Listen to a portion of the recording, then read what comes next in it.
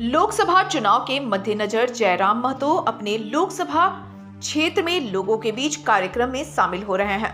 कतरास छादाबाद निवासी फयाज अहमद के आवास में एक निजी कार्यक्रम के दौरान पहुंचे। कतरास में वह निजी कार्यक्रम में शामिल हुए, जिसमें उन्होंने कहा कि वह गिरिडीह से है, इसलिए इस लोकसभा सीट से वह चुनाव में उतरेंगे। इस मौके पर फयाज अहमद सहित दर्जनों युवक ने भव्य स्वागत किया।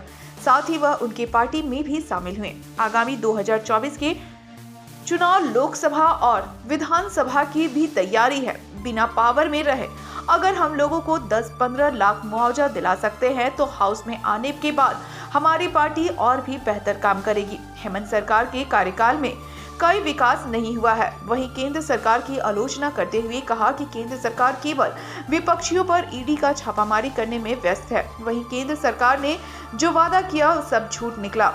आने वाले लोकसभा चुनाव में आते हैं तो गिरिडीह जनता को शिक्षा, कृषि, रोजगार के क्षेत्र में काम करेंगे। झारखंड में रोजगार की अत्यधिक संभावनाएं हैं, लेकिन अब तक नेता झारखंड को सिर्फ लूटने का काम किए हैं। उन्होंने कहा कि हम अभी वन मैन आर्मी हैं। हम अपनी पार्टी का विस्तार कर रहे हैं। अभी फिलहाल गिरिडीह लोकसभा सीट से चुनाव लड़ेंगे। लोकसभा चुनाव के लिए अभी समय कम है। तैयारी अगर पूरी होती है तो धनबाद सीट पर भी चुनाव लड़ेंगे।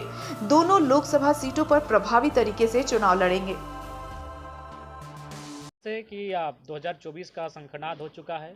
हमारे देश में लोकसभा का आम चुनाव निकट है और हम लोग चूँकि विगत 2 सालों से हम लोग आंदोलन कर रहे हैं और कहीं ना कहीं 2 सालों के आंदोलन के दरमियान हम लोगों ने अब तक चूँकि हम लोग बिना किसी पद में रहे बिना लगभग 50 से अधिक मजदूर ऐसे हैं जो देहांत होने के उपरांत उनको एवरेज हमने 10 लाख मुआवजा देते हुए लगभग 5 करोड़ से 10 करोड़ तक का हम लोगों ने मुआवजा दिलाने का काम किया। हम लोग कोई पद में नहीं है, कोई पावर में नहीं, उसके बावजूद लगभग हजारों केसेस ऐसे हैं जब मजदूरों को फैक्ट्रियों से बाहर किया गया था और हम लोगों के आंदोलन के बाद उनको पुनः फैक्ट्रियों में बहाल किया गया।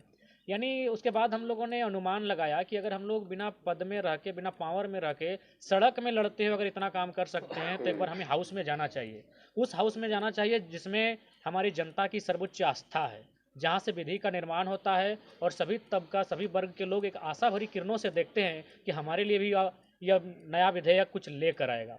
तो इसलिए अब हमारा मानना है कि जब हम लोग बिना कुछ पद में रहे बगैर अगर लोगों के लिए इतना लड़ सकते हैं तो सदन में जाकर जब हमारी आवाज़ को एक संवैधानिक ढंग से हम लोग को रखने का मौका मिलेगा तो शायद इस राज्य के लिए, इस क्षेत्र के लिए और खासकर कोयलांचल के लिए तो बहुत बेहतर होगा। क्योंकि इस बात को आपको मानना होगा, कोयलांचल में कोयला के मामलों को लेकर जिस प्रकार से मैंने आवाज़ उठाया है शायद ही कोई उठा पाता है।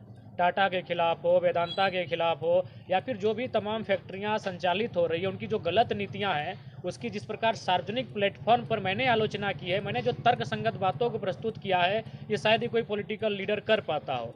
तो इसीलिए अब 2024 का लोकसभा चुनाव को मद्देनजर रखते हुए और चूँकि ये गिरिडीह लोकसभा के अंतर्गत आने वाला क्षेत्र ये वाघमारा विधानसभा है और चूँकि मैं भी गिरिडीह लोकसभा से बिलोंग करता हूं और उम्मीद है कि हमारे संगठन के साथी ऐसा चाहते हैं कि हम लोकसभा की उम्मीदवारी को प्रस्तुत करें, तो लिहाजा अगर गिरिडीह लोकसभा को हम चयन करते हैं तो उसके हिसाब से ये कतरास का क्षेत्र, बाघमारा का क्षेत्र हमारे लिए काफ़ी निर्णायक और अहम होगा।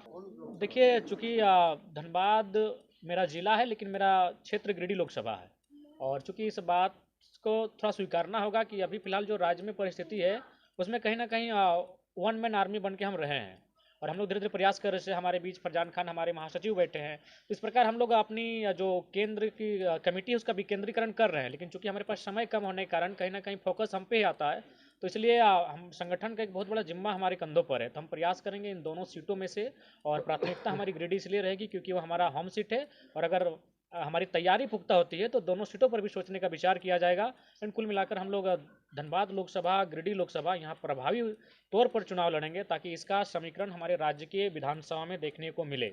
देखिए, अगर मेरा मानना है कि सत्ता का परिवर्तन होना चाहिए, कोई तीसरा फ्रंट आना चाहिए। जैसे इस देश में दक्षिण भारत से भी बहुत सारे मुख्यमंत्री हैं जो बेहतर विकल्प बन के आते हैं। हमारे उत्तर भारत में नीतीश जी रहे, केजरीवाल जी रहे, एक विकल्प बन के उनको अगर सामने आते हैं और तीसरे स्तर को अगर मजबूत करते हैं, देखिए इससे क्या होगा कि एक लोकतांत्रिक जो ढांचा है उसमें जनता का विश्वास रहेगा। देखिए, अब ये हमारा गठबंधन किसी के साथ नहीं होगा। हम लोग चूंकि इस राज्य में एक ऐसी विचारधारा को स्थापित करना चाहते हैं जो इस राज्य के लोगों के हक अधिकार की बात करे, जो सामाजिक न्याय की बात करे, सामाजिक व्यवस्था की बात करे